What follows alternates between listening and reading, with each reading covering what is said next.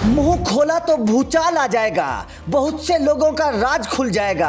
आखिर क्या छुपा रहे हैं कुश्ती संघ के अध्यक्ष? क्या है उस खुले दरवाजे की कहानी जिसे हथियार बनाकर महिला पहलवान लगा रहे हैं आरोप?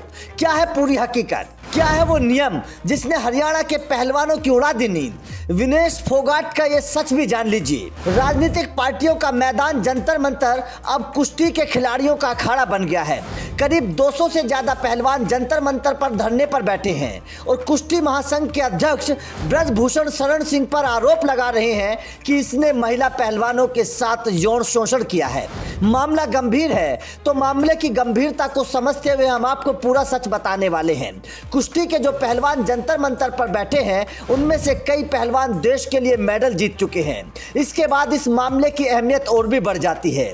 इस पूरे मामले के 3 किरदार हैं। सबसे पहला किरदार कुश्ती का वो नियम जिसने हरियाणा के पहलवानों की नींद उड़ा दी है। दूसरा किरदार खुद कुश्ती महासंघ के अध्यक्ष और तीसरा किरदार है विनेश फोगाट, जिनका सच भी आपको जानना चाहिए और जो इस धरने की अगुवाई कर रही हैं।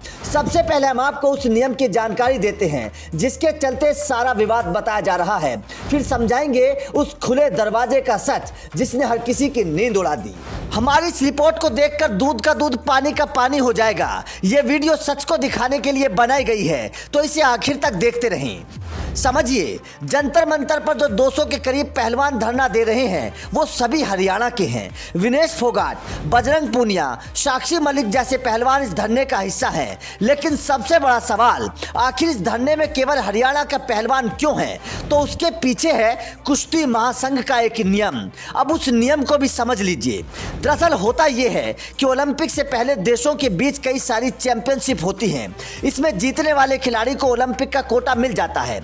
जो देश जितनी ज्यादा चैंपियनशिप जीतेगा उसके उतने ज्यादा खिलाड़ी ओलंपिक में जा सकते हैं। क्योंकि ये चैंपियनशिप ओलंपिक से काफी समय पहले होती है, इसलिए रेसलिंग फेडरेशन ने तय किया था कि ओलंपिक के लिए फाइनल टीम भेजने से पहले सभी खिलाड़ियों को ट्रायल से गुजरना पड़ सकता है, फिर चाहे उसने खुद ओलंपिक कोटा क्यों न हासिल किया हो। बस ये बदला हुआ नियम खिलाड़ियों को परेशान कर रहा है, खास तौर पर बड़े खिलाड़ियों को।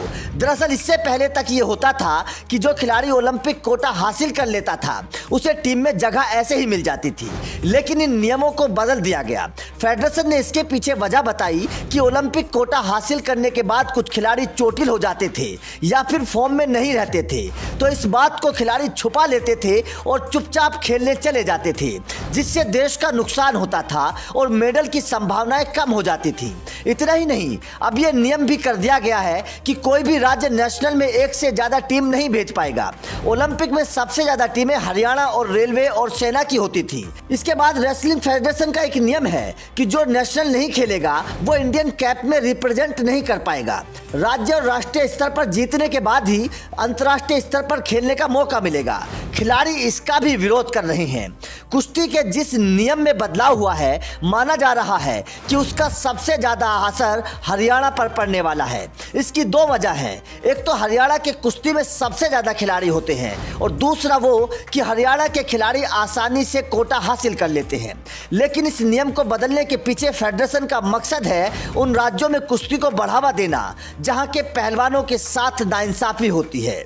लेकिन हरियाणा के पहलवानों को इस बदले हुए नियम के बाद मिर्ची लग गई और वो धरने पर बैठ गए। खैर, अब विनेश फोगाट की उस हकीकत को भी बता देते हैं जिससे आप अनजान हैं। टोक्यो ओलंपिक के दौरान विनेश फोगाट ने एक टूर्नामेंट में निर्धारित ड्रेस कोड की बजाय स्पॉन्सर की ड्रेस पहन ली थी, जिसके बाद हंगामा हो गया था, जिस पर यूनाइटेड रेसलिंग फेडरेशन ने आपत्ति जताई थी और कहा था कि विनेश की इस हरकत पर क्यों न उन्हें सस्पेंड कर दिया जाए, जिसके बाद फेडरेशन ने एक्शन लिया। यही वजह थी कि टोक्यो ओलंपिक में विनेश फोगाट खेल नहीं पाई थी। अब नियम भी तोड़ो और अगर फेडरेशन आपसे नियम तोड़ने के लिए बात कहे तो उस पर आरोप भी लगाओ। खैर, बात उस आरोप की जिसने हर किसी को हैरान कर दिया। दरअसल धरने पर बैठी एक महिला पहलवान ने आरोप लगाए हैं कि राष्ट्रीय प्रतियोगिता में आगे बढ़ने के लिए कोच ने उन्हें साथ देने का दबाव डाला था। एक महिला पहलवान ने तो यहाँ तक आरोप लगाते हुए कहा है कि संघ के अध्यक्ष ब्रजभूषण सिंह नियम के विरुद्ध होटल में महिला पहलवानों के सामने वाले कमरे में रहते थे। आरोपों के मुताबिक ब्रजभूषण सिंह हमेशा अपने कमरे का दरवाजा खुला रखते थे। महिला पहलवान का आरोप है कि हम सभी डर के साय में टूर्नामेंट खेलते थे। इन तमाम आरोपों के बाद अध्यक्ष ब्रजभूषण सिंह शरण ने इस्तीफा देने से इनकार कर दिया। उनका कहना है कि मैं मुंह खोल दूंगा तो सुनामी आ जाएगी।